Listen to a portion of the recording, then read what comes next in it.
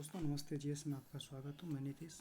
आज मैं आप लोगों के लिए संविधान से जुड़ा हुआ वन लाइनर क्वेश्चन लाया हूँ, जिसके साथ में आंसर भी आज मैं कराने जा रहा हूँ, जो वनडे एग्ज़ाम, सभी वनडे एग्ज़ाम के लिए, कॉम्पिटिटिव एग्ज़ाम के लिए महत्वपूर्ण है।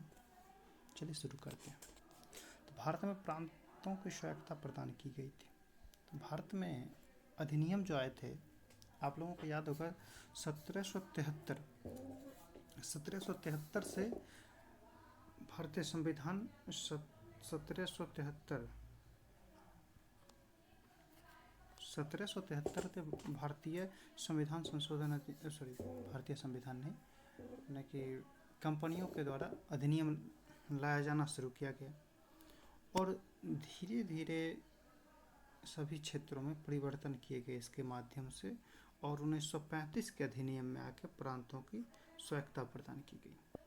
ठीक है, तो ये हो जाएगा 1935 में प्रांतों को स्वायत्तता प्रदान की गई है भारतीय सरकार अधिनियम के द्वारा। शासन की एकात्मक पद्धति का लाभ क्या है? देखिए, अगर भारत में बात की जाए तो एक है एकात्मक पद्धति। आप लोग को पता है एकात्मक पद्धति के जैसे लक्षण होते हैं: एकल नागरिकता, न्यायपालिका का एकीकृत स्वरूप, केंद्र सरकार राज्यपाल को नियुक्त करते हैं, वित्त पे निर्भरता राज्यों की केंद्र पे। अनेक बिंदु हैं जिससे पता चलता है कि केंद्र सरकार, आपातकाल हो गया, एकल नागरिकता हो गया, ये सब चीज़ें पता चलता है कि संविधान संशोधन के कठोर स्वरूप, इस सब से एकात्मक पद्धति होती है। ठीक है, और एक होता है संघात्मक। ठीक, एक होता है संघात्मक स्वरूप। संघात्मक स्वरूप में क्या होता है? केंद्र और राज्य दोनों की सहभागिता ली जाती है। ठीक है, अब इसी पे आप देखेंगे कि प्रतिस्पर्धी संघवाद की बात हो रही है। तो एकात्मक पद्धति का लाभ आखिर क्या? संघात्मक क्या विशेषता है कि कठोर स्वरूप है संविधान। एकात्मक में लचीला स्वरूप होता है संविधान संशोधन की, और यहाँ पे होता है कठोर स्वरूप। ठीक है, शक्ति का पृथक्करण है, सभी के बीच कोई एक को अधिकार नहीं दिया गया है। ऐसे मैं आने वाले जब वीडियो बनाऊंगा तो उसमें विस्तार से इस चीज़ों का जिक्र करूंगा। ठीक है, तो एकात्मक पद्धति का लाभ क्या है? एकात्मक पद्धति जब होती है, यहाँ पे जब भी एकात्मक पद्धति होगी तो आप लोग एक चीज़ मान के चलिएगा, वहाँ पे शक्ति सबसे ज़्यादा किसके पास रहेगी? शक्ति जो रहेगी वो केंद्र सरकार के पास। केंद्र सरकार के पास जब शक्ति रहेगी तो शासन व्यवस्था कैसा होगा? कैसा स्टेट बनेगा? दृढ़ राज्य बनेगा। ठीक है, चलिए आगे बढ़ते हैं। जिस संविधान सभा द्वारा भारत के संविधान का अधिनियम किया गया, इसके सदस्य थे। अच्छा, देखिए, कैबिनेट मिशन आया, उसके तहत संविधान सभा का गठन हुआ। ठीक है, और संविधान सभा के मेंबर के बारे में पूछा गया है। थोड़ा सा क्वेश्चन इस रूप में है कि अगर विकल्प ना ये लिखा जाए तो समझ नहीं आएगा। तो विभिन्न प्रांतों के विधानसभा द्वारा निर्वाचित। अब बात उठती है कि क्या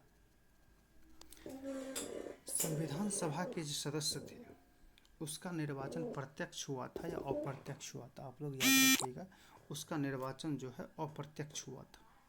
ठीक है, और इसमें भाग किसने लिया था? तो विधानसभा द्वारा निर्वाचित विधानसभा के जो मेंबर थे उन्होंने ही संविधान सभा के सदस्यों का निर्वाचन में भाग लिया। ठीक है, चलिए आगे बढ़ते हैं। भारतीय संविधान में आपात उपबंध कहाँ से लाए गए? ठीक है, ये सिर्फ और 1935 अधिनियम से आपात उपबंध नहीं है। आपात उपबंध जो है सिर्फ और सिर्फ 1935 के अधिनियम से ही नहीं लाया गया है, लेकिन यहाँ पे जिक्र किया गया है, आपका लाया गया है 1935 के अधिनियम के द्वारा। जहाँ तक मुझे याद है जर्मनी से लाया गया था आपात उपबंध।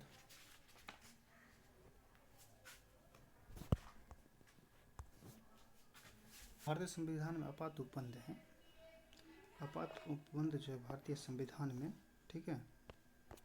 ये जो आपात उपबंध है भारतीय संविधान में, ये जो है कहाँ से लिया गया, तो ये जब जिक्र आए तो आप इसमें बताइए। ये 1935 के अधिनियम से भी है और जर्मनी का संविधान, जिसे वाइमर का संविधान भी कहा जाता है, उससे भी लिया गया।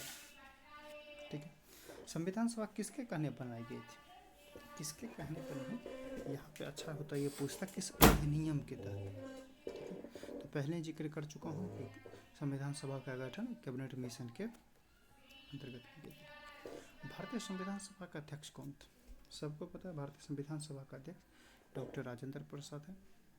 और प्लीज़ आप इस पर कमेंट करें कि जब संविधान सभा की बैठक चल रही थी, साथ ही तत्कालीन विधायी कार्य के लिए एक संसद का भी निर्माण किया गया था, जिसके मेंबर ही संविधान सभा के ही सदस्य थे। तो वो जो संसद चल रही थी विधायी कार्य के लिए, उसका अध्यक्ष कौन था। भारतीय संविधान सभा की प्रस्तावना में किस प्रकार के न्याय की बात कही गई है। जब आप प्रस्तावना पढ़ेंगे तो 3 प्रकार की न्याय की बात की गई है, सामाजिक न्याय, आर्थिक न्याय, राजनीतिक न्याय। इसी को और विस्तार पूर्वक देखिए तो कहा जाता है राजनीतिक न्याय को यह फंडामेंटल राइट, मूल अधिकार में, और सामाजिक और आर्थिक न्याय को डीपीएसपी में जिक्र किया गया है, राज्य के नीति निर्देशक तत्व। संविधान की प्रस्तावना भारत को किस रूप में घोषित किया है। अगर भारत की प्रस्तावना की बात की जाए तो भारत को संप्रभुत्व संपन्न, समाजवादी, पंथ निरपेक्ष, लोकतांत्रिक गणराज्य। यहाँ पे देखिएगा संप्रभुत्व संपन्न, समाजवादी, पंथ निरपेक्ष, लोकतांत्रिक, और ये आ गया 5 नंबर गणराज्य। ठीक है।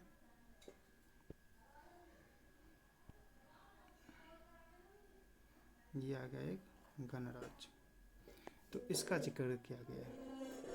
तो संपन्न, प्रभुत्व संपन्न, समाजवादी,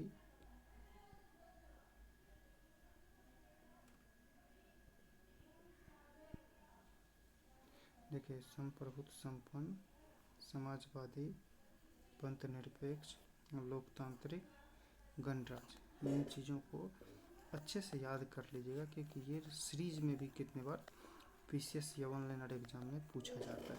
प्रीवियस ईयर का क्वेश्चन देखिएगा, सीरीज में पूछ दिया जाता है। तो संप्रभुत्व संपन्न पहले है, तब समाजवादी है, फिर पंथ निरपेक्ष, लोकतांत्रिक, लास्ट में गणराज्य शब्द। पहले संप्रभुता को ज़्यादा महत्व दिया गया इसके लिए, क्योंकि अगर कोई देश को संप्रभुता ना हो, देश होने का कोई अर्थ नहीं। जैसे स्टेट है, स्टेट को संप्रभुता नहीं दी गई भारत में, संप्रभुता केंद्र को, हमने भारत को संप्रभुता है, केंद्र सरकार को संप्रभुता है। फिर संप्रभुता के बाद समाजवादी का जिक्र किया गया, फिर पंथ निरपेक्ष, तब जाकर लोकतांत्रिक बने, उसके बाद गणराज्य। ठीक है। तो पूर्ण संप्रभु लोकतांत्रिक गणतंत्र कब बना। अब ये बात आती है कि आखिर भारत पूर्ण संप्रभु लोकतांत्रिक गणराज्य कब बना है। तो लोकतांत्रिक गणराज्य जब संविधान निर्माण होगा तभी बनेगा, क्योंकि इसके प्रस्तावना में जिक्र है इस चीज़ का, पूर्ण संप्रभुता संपन्न का।